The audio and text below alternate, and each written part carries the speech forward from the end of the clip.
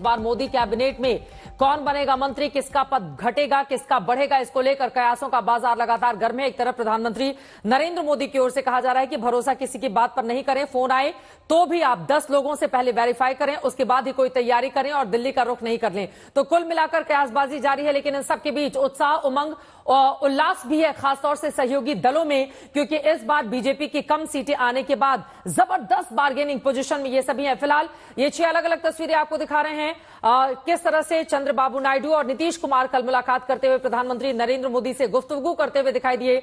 दरअसल ये रिश्ता बहुत पुराना है, अटल बिहारी वाजपेयी के समय से ही, जब से एनडीए का गठन हुआ। हालांकि बीच में दोनों छटकते भी रहे, लेकिन फिर आते रहे और 2024 में यहां पर देखिए प्रधानमंत्री कल किस तरह से दोनों से मुलाकात कर रहे थे, मुखातिब थे, और नीतीश कुमार सबसे ज्यादा खुश इन तस्वीरों में दिखाई दे रहे थे। जब संबोधन करके वापस लौटे तो पैर छूकर आशीर्वाद भी नरेंद्र मोदी का लेना चाहा, हालांकि मोदी ने उनको रोक दिया। फिलहाल इस वक्त की बड़ी खबर आप तक पहुंचाते हैं। आपको बताते चले, बिहार से कैबिनेट मंत्रियों का फॉर्मूला तय हो गया है। सूत्र ये बड़ी जानकारी दे रहे हैं, बीजेपी जेडीयू से कैबिनेट में बराबर मंत्री होंगे। बिहार से राज्य के फॉर्मूले के आधार पर केंद्र में मंत्री तय किए जाएंगे। हालांकि आपको बताते चले, कल ही ये बात भी सामने आ गई थी कि नीतीश कुमार के चेहरे पर ही बिहार में एनडीए चुनाव लड़ेगा 2025 का। मंत्रियों के चयन में जातियों का ख्याल रखा जाएगा। एलजेपी और हम को एक मंत्री पद संभव है। एलजेपी के पास तो 5 सांसद हैं, हम के पास एक जीतन राम मांझी गया से जीत कर आए हैं। तो बिहार से कैबिनेट मंत्रियों का फॉर्मूला तय हो गया है। हिमांशु मिश्रा हमारे संवाददाता जुड़ चुके हैं ज्यादा जानकारी के साथ, और बाकी हमारे साथ स्टूडियो में भी खास मेहमान जुड़े हुए, इनके पास हम चलेंगे। रोहित भी आपको दिखाई दे रहे हैं, रोहित सिंह पटना से हमारे साथ है। लेकिन हिमांशु, ये क्या जानकारी है, राज्य के फॉर्मूले के आधार पर केंद्र में मंत्री पद दिए जाएंगे, बराबर होगी हिस्सेदारी, क्या और मिल रही है जानकारी? देखिए, बिल्कुल राज्य सरकार के अंदर जिस तरीके का फॉर्मूला जो है वो था, उसी आधार पर जो है मंत्रिमंडल जो है वो केंद्र में भी बांटा जाएगा। यानी कि जितने मंत्री बीजेपी के होंगे उतने ही मंत्री जो हैं वो जेडीयू के होंगे। बिहार के अंदर अगर हम देखें तो 12 मंत्री जो हैं वो जेडीयू के हैं, तो 12 ही मंत्री जो हैं वो बीजेपी के भी हैं। उसी आधार पर अगर 3 मंत्री बनाए जाएंगे बीजेपी के, तो 3 मंत्री जो हैं वो जेडीयू के बनाए जाएंगे। लेकिन जेडीयू ये चाहता है कि दोनों ही तरफ से 4-4 मंत्री हो और एक चिराग पासवान को मंत्री बनाया जाए, साथ ही साथ जो है जीतन राम मांझी को मंत्री बनाया जाए। अब देखना यह है कि भारतीय जनता पार्टी इस पर कैसे रिएक्ट करती है, क्योंकि भारतीय जनता पार्टी का ये मानना है कि 3-3 होने चाहिए मंत्री, और उसी को लेकर जो है अभी तक बातचीत का क्रम जारी है। लेकिन ये माना जा सकता है, एक चीज और है चित्रा, वो ये है कि दोनों ही जगह पर एक फॉर्मूले पर सहमति बनी है कि अगर कोई यादव जाति का मंत्री अगर भारतीय जनता पार्टी से बनता है तो जेडीयू के कोटे से फिर कोई यादव मंत्री नहीं बनेगा। यानी कि अलग अलग जातियों के मंत्री दोनों ही जगह से प्रतिनिधित्व करते नजर आएंगे। ये नहीं होगा कि कुशवाहा बीजेपी से भी बनते हैं और कुशवाहा जेडीयू से भी बनेंगे, या भूमियार जाति का कोई मंत्री जेडीयू से बनता है तो भूमियार ही बीजेपी से बनेगा। इन सब चीजों को लेकर जातीय समीकरणों को भी साधने की कोशिश की गई है। संख्या अनुपात के अनुसार जो है वो तय किया गया है, क्योंकि दोनों ही पार्टियां जो है बिहार में 12-12 सांसद जीत कर आए दोनों पार्टियों के। तो उस हिसाब से ये तय किया गया है कि जितने सांसद बीजेपी के, जितने मंत्री बीजेपी के होंगे उतने ही मंत्री जो है वो जेडीयू के कोटे से होंगे। अब देखना यह है कि मान लीजिए कि जेडीयू के अगर 2 कैबिनेट हैं और 1 एमओएस है, तो भारतीय जनता पार्टी की तरफ से भी क्या 2 कैबिनेट और 1 एमओएस होगा? फिर बहरहाल ये एक फार्मूला जरूर बना है कि बिहार की विधानसभा में जिस तरीके से वहां पर सरकार में दोनों पार्टियों के बीच में समन्वय है, संख्या अनुपात के अनुसार जो है मंत्रिमंडल दिया गया है, वही अनुपात जो है यहाँ पे भी रहेगा। ये अपने आप में जबरदस्त होगा देखना कि बिहार की हिस्सेदारी कितनी रहती है, और बिहार की हिस्सेदारी में बीजेपी की कितनी, चिराग की कितनी, जीतन राम मांझी और नीतीश कुमार की कितनी रहती है। फिलहाल नीतीश कुमार अब पीएम मोदी की खुलकर तारीफ कर रहे हैं। ऐसे में माना जा रहा है जेडीयू को कैबिनेट में ठीक ठाक हिस्सेदारी मिलेगी। कल क्या कुछ कहा था नीतीश कुमार ने प्रधानमंत्री नरेंद्र मोदी की तारीफों में पुल बांधते हुए, सुनते हैं।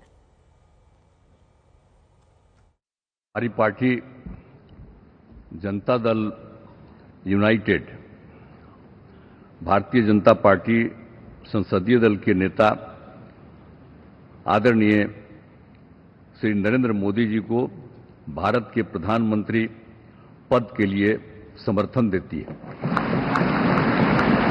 आज ये बहुत ही खुशी की बात है 10 साल से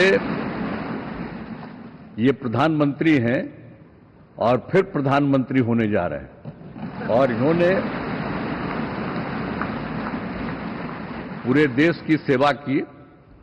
अब पूरा भरोसा है कि जो कुछ भी बचा है अगली बार ये सब पूरा कर देंगे और जो भी हर राज्य का है, और हम लोग पूरे तौर पर सब दिन इनके साथ रहेंगे और पूरे तौर पर जो कुछ भी है आज जिस तरह से भी ये करेंगे बहुत अच्छा है। और आप जान लीजिए कि कुछ लोग, हम लोगों को तो अब लगता है कि अगली बार जो आप आइएगा ना, तो इस बार हम देखें कि कुछ इधर उधर कुछ जीत गया है, अगली बार सब हारेगा, हमको पूरा भरोसा है।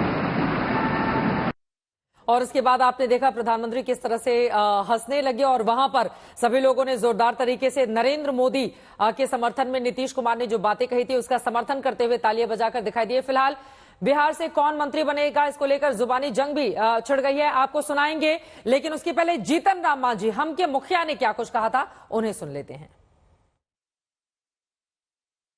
देखिए, बैठकों का दौर तो चल ही रही है और आज सभी नेताओं से मिल रहे हैं, कल भी मिले हैं जेपी नड्डा साहब, और ऐसा महसूस हो रहा है कि प्रधानमंत्री ने दावा पेश कर ही दिया है, तो स्वाभाविक है आपस में बैठ कर के मंथन चल रहा होगा कि भाई मंत्री कितने बनेंगे, किनको मंत्री बनाना है, किनको क्या विभाग देना है।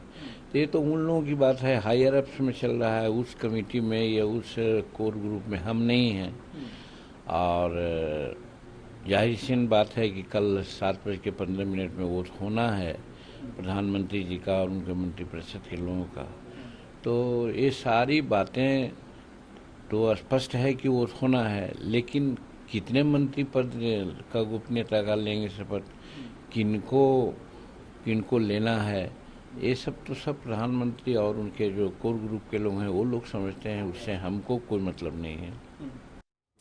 देखिए, लोकतंत्र की और गठबंधन की कितनी खूबसूरती रहती है कि जीतन राम मांझी को सिर्फ एक सीट पर जीत मिली है, लेकिन वो भी मंत्री बनेंगे, ये खबरें निकलकर लगातार सामने आ रही हैं और उसको लेकर वो पूरी तरह से आश्वस्त भी दिखाई दे रहे हैं, क्योंकि एनडीए के हिस्सेदार बनकर उन्होंने चुनाव लड़ा और इसी वजह से आश्वस्त होते हुए हमारे तमाम सहयोगी जुड़े हुए हैं। पटना का रुख कर लेते हैं, रोहित सिंह हमारे साथ जुड़े हुए हैं। रोहित, आप जरा नाम बता दीजिए कौन कौन से वो चेहरे हैं जो रेस में सबसे आगे बढ़ते हुए दिखाई दे रहे हैं, चाहे वो जेडीयू से हो, चाहे एलजेपी से या फिर बीजेपी से, और जीतन राम मांझी तो इकलौते हैं तो वो तो हैं ही। जी बिल्कुल, देखिए इस बार एक बात तो तय है, क्योंकि ये सरकार जो है नीतीश कुमार और चंद्रबाबू नायडू के किंग मेकर्स की भूमिका होने के कारण चल रही है, तो इस बार ज्यादा प्रतिनिधित्व जो है वो बिहार और आंध्र प्रदेश को मिलने वाला है। हो सकता है उत्तर प्रदेश कहीं कुछ जो है कम हो सकते हैं मंत्री। तो बिहार में जहां तक हम लोग की जो जानकारी मिल रही है, देखिए नीतीश कुमार की पार्टी से 3-4 नाम चल रहे हैं जिनको मंत्री बनाया जा सकता है। अगड़े और पिछड़े सबका जो है वो जातीय समीकरण भी देखने की कोशिश की जा रही है। ललन सिंह का नाम है जो चल रहा है, चर्चा में है कि इनको मंत्री बनाया जा सकता है। इनको ये पहले भी बताया गया था कि 2019 में भी जो है ये एक फ्रंट रनर थे, उस समय आरसीपी सिंह भी थे, लेकिन दोनों के बीच में कुछ बातें हुई जिसके कारण कोई मंत्री उस वक्त नहीं बन पाया था। तो ललन सिंह एक फ्रंट रनर है। दूसरा नाम जो है वो बताया जा रहा है कि अगर संजय ललन सिंह को बनाया जाएगा फिर गिरिराज सिंह का क्या होगा? दोनों एक ही जाति से आते हैं, फिर तो बड़ा देखना पड़ेगा, बीजेपी को फूंक फूंक कर अपने कदम आगे बढ़ाने पड़ेंगे। जी बिल्कुल, जैसा कि मैं बता रहा हूँ ना कि जातीय समीकरण देखना पड़ेगा, तो मैं नामों की चर्चा कर रहा था। ललन सिंह एक नाम है, संजय झा एक नाम है जिनको राज्यसभा भेज दिया है नीतीश कुमार ने, बेहद करीबी है नीतीश कुमार के, ब्राह्मण जाति से आते हैं, उनका नाम भी चल रहा है। अब पिछड़ों में अगर बात कर लें तो रामनाथ ठाकुर, जिनको कर्पूरी ठाकुर को इस बार जो दिया गया है भारत रत्न, तो हो सब माना जा रहा है कि पिछड़ी जाति से आते हैं, तो उनको भी जो है इस बार मंत्री पद में जगह मिल सकती है। नीतीश कुमार उनको मंत्री बना सकते हैं। बीजेपी से भी जैसे आप बात कर रहे थे, अब देखिए अगर ललन सिंह और गिरिराज की जब आप बात करें, भूमिहार समाज से दोनों आते हैं, तो जैसा कि हिमांशु भी बता रहे थे कि अब एक ही समाज के दोनों जगह से मंत्री नहीं बन सकते हैं बीजेपी और जेडीयू। तो ऐसे में अब तय करना पड़ेगा प्रधानमंत्री को कि वो क्या नीतीश कुमार को समझा पाते हैं कि ललन सिंह को बाहर रखें और गिरिराज सिंह को वो प्रेफरेंस दें, या फिर गिरिराज सिंह का ही पत्ता कट सकता है।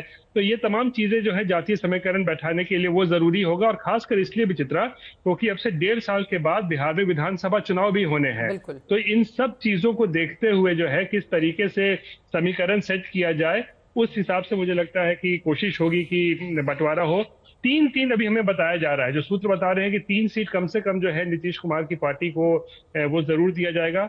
जीतन राम मांझी का मंत्री बनना लगभग तय है, दलित समाज से आते हैं, प्रधानमंत्री नरेंद्र मोदी के थोड़ा गुड बुक्स में भी हैं, तो उनको मंत्री बनना तय है। चिराग पासवान की पार्टी से लेके मुझे लगता है कि एक कैबिनेट मंत्री तो चिराग पासवान बनेंगे ही, एक एमओएस भी और उनको जो है वो दिया जा सकता है, क्योंकि 5 की संख्या है उनकी, 100% स्ट्राइक रेट रहा है बिहार में उनका।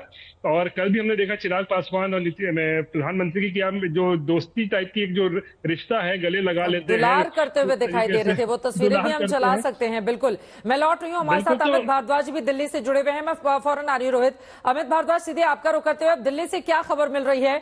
देखिए, सबके दिल की धड़कनें बढ़ी रहती है। संगीत रागी जी कह रहे हैं चित्रा जी जिसका नाम आप टीवी पर चला देंगी उसका पत्ता आखिरी में कट न जाए, तो ये भी बड़ी दिक्कत है कि मतलब टीवी पर नाम देखकर भी कई लोगों का पत्ते कटते हैं। इस तरह का एक परसेप्शन मंत्रियों के और नेताओं के भीतर भी है। लेकिन फिर भी मैं चाहूंगी कुछ नाम बताइए, आप कौन आगे कौन पीछे। मैं आ रही हूँ, उसके बाद संगीत जी आपके पास आऊंगी। पीएमओ को लगता होगा कि इससे ये लोग नाम चलवा रहे हैं और उनका तो पत्ता बिल्कुल कटेगा। ऐसी स्थिति में प्लीज अमित भविष्य बचाइए। अपना काम तो मीडिया वाले करेंगे, करना पड़ेगा। संगीत रागी जी, हम अपना काम कीजिए, हम अपना काम करेंगे, बिल्कुल नाम चलेगा। नाम बताइए, कौन कौन आगे कौन कौन पीछे। चित्रा, देखिए, मैं टीडीपी की पर्सपेक्टिव से बात कर लेता हूं कि क्योंकि रोहित जैसा बता रहे थे कि जदयू और बिहार में क्या हलचलें हैं। दूसरा इनफैक्टर नायडू, आंध्र प्रदेश का बहुत बड़ा इस बार जो है वो रोल रहने वाला है एनडीए की सरकार में, और यही वजह है कि प्रधानमंत्री कल बहुत ही तस्वीरें जो आ रही थी चंद्रबाबू नायडू और प्रधानमंत्री नरेंद्र मोदी की, वो बेहद ही दिलचस्प तस्वीरें थी। जिस तरह से तिरुपति का एक आइडल गिफ्ट किया गया, शॉल दी गई, तो उम्मीद यही है कि उसी तरह का एक रिटर्न भी आपको देखने को मिलेगा टीडीपी और जो जनसेना पार्टी है पवन कल्याण की, उन दोनों को। और कल हमने जब बात की थी राममोहन नायडू को, जो अब उभर रहे हैं टीडीपी के सबसे आप कह सकते हैं कि सबसे टैलेंटेड या सबसे ज्यादा मजबूत एमपी के तौर पे तीसरा टर्म है उनका। राममोहन नायडू ने हमें बताया कि टीडीपी कहीं ना कहीं आईटी डिपार्टमेंट पे चंद्रबाबू नायडू का विशेष फोकस रहता है, तो ऐसे में आईटी डिपार्टमेंट एक ऐसा एरिया है जो बार्गेन टेबल पे हो सकता है, जिस पे चर्चा करने की कोशिश टीडीपी करेगी। इसके साथ साथ पोर्ट मिनिस्ट्री जो है वो भी अहम जो है मुद्दा रहेगा टीडीपी के नजरिए से, क्योंकि एक लंबा कोस्ट लाइन है आंध्र प्रदेश के पास। अब देखना यह है कि पोर्ट्स हो, जल शक्ति हो या फिर आईटी मिनिस्ट्री हो, अगर टीडीपी इस पे अपना दांव खेलती है, बार्गेन टेबल पे ले जाती है मंत्रालयों को लेके, तो ऐसे में मंत्रिमंडल किसको मिलेगा टीडीपी को। टीडीपी के बारे में आपने विस्तार से जानकारी दे दी है, लेकिन बिहार का समीकरण क्या होगा? अगले ही साल वहां पर विधानसभा के चुनाव होने हैं और नीतीश कुमार को लेकर खासतौर से सभी की निगाहें बनी रहती हैं। इसी वजह से बिहार बड़ी इंटरेस्टिंग स्टोरी लेकर इस वक्त आगे की ओर बढ़ रहा है। बिहार से कौन बनेगा मंत्री, इसको लेकर जुबानी जंग भी जारी है। जेडीयू कह रही है ये कोई मुद्दा नहीं है, लेकिन आरजेडी तंज कस रही है। सुनिए।